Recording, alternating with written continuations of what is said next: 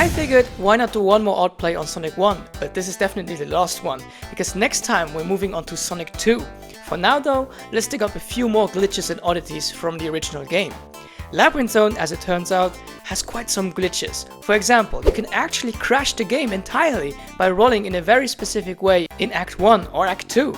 It's tied to something called the pattern routine, whatever that means, but the important part is the result. The game just gives up. I mean, since when is rolling an illegal instruction? And that's not the only odd glitch in Labyrinth Zone. At the end of Act 2, it's actually possible to make the goalpost disappear completely. To do this, you approach the goalpost just as the camera locks in place, then quickly head back to the left. If done correctly, the signpost gets unloaded from memory and just vanishes. At that point, Sonic is completely stuck since you can't complete the level. Even the big ring won't take Sonic to the special stage, and letting the timer run out doesn't end the stage either. You're just stranded, and your only options are resetting the console or maybe take it as a sign to turn it off and read a book instead. Starlight Zone has always been one of my favorite stages, but even here, things can get a little bit strange. Some objects in this level actually let you clip straight through the floor, making it possible to pull off the warp glitch that I showed off in the previous Oddplay. Nice to know it works here too. But there's an even funnier glitch in Act 1. If you take the upper path, you'll eventually run into an Orbinaut, positioned pretty high up. Now if you try to jump spin into it, Sonic gets knocked upward as expected, but because this happens so close to the top of the screen, Sonic can actually hit the upper boundary and instantly lose a life. Yeah, just touching the top of the screen takes him out. It's clearly not intended behavior, but in this one very specific moment, that Orbinaut turns into a perfectly placed trap, almost like it knew what it was doing. Here's a small but interesting glitch, originally discovered by Red Hot Sonic in Scrap Brain Zone Act 3.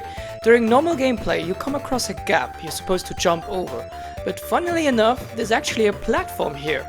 It just doesn't stay loaded. At the start of the stage, if you use debug mode to go straight to that spot, you'll find the platform right there, perfectly capable of carrying Sonic across the gap.